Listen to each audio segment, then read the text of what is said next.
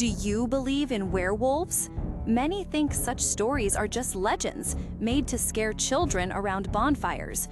But for Lucas, who grew up on a farm in Georgia, this was not just a scary story, it was a terrifying reality.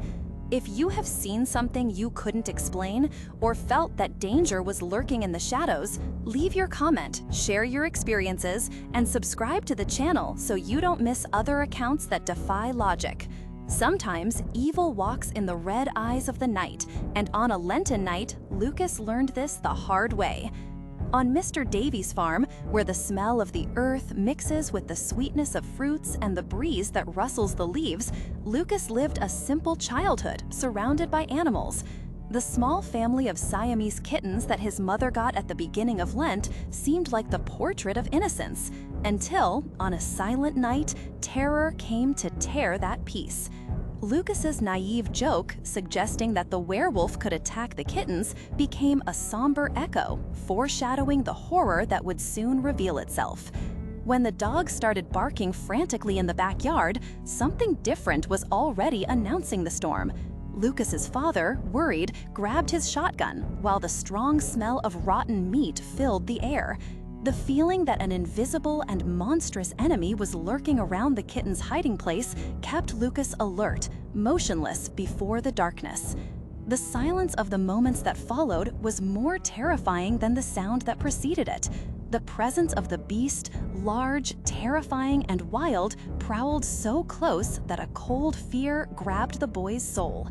The black dog, with tense muscles and flaming eyes, approached the area where the kittens were sleeping. When Lucas looked through the small hole in the laundry room door, he saw more than a mere animal.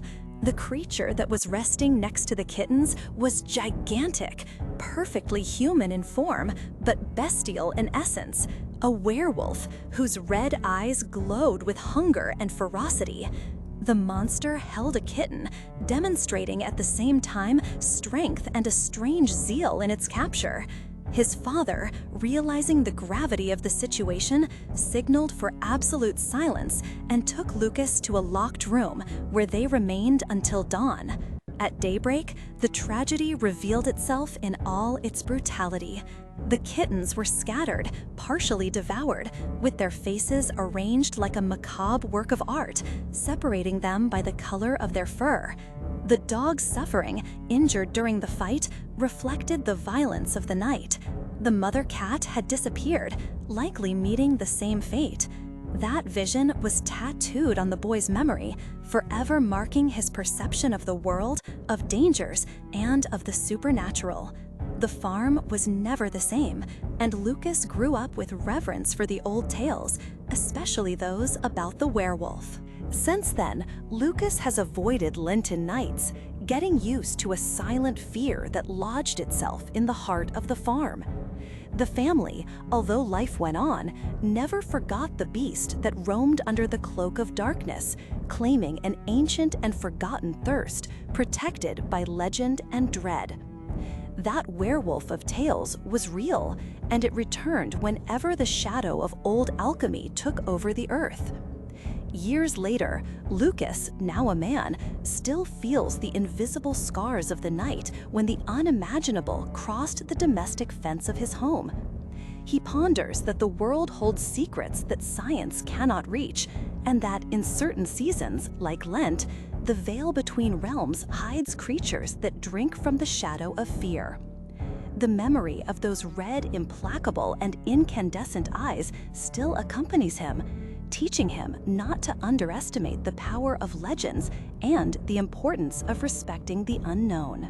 In the loneliness of certain nights, when the wind falls silent and the stars tremble, Lucas remembers the implicit promise he made to the boy who still inhabits the core of the farm, to be attentive, to avoid the deep dark, to watch over the kittens that may one day be reborn.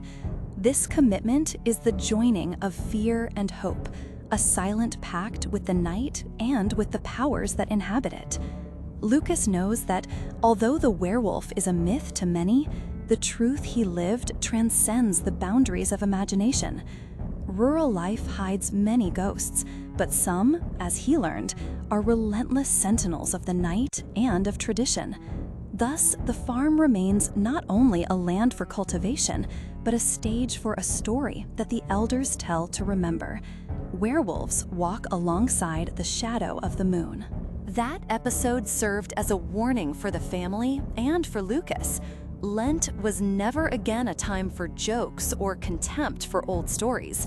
Survival, sometimes, is about believing that the beast might be closer than you think, quiet, waiting for the right moment. Lucas remains vigilant, carrying the legacy of his childhood among the silent fields. That night, when the unimaginable came to the farm's backyard, is an eternal memory. If werewolf stories move you, share your experiences or fears in the comments. The courage to tell can be a refuge for those who are about to face their own shadows. Subscribe and hit the bell icon, because the world is much bigger and stranger than we can see, and the next encounter might be lurking on a Lenten night.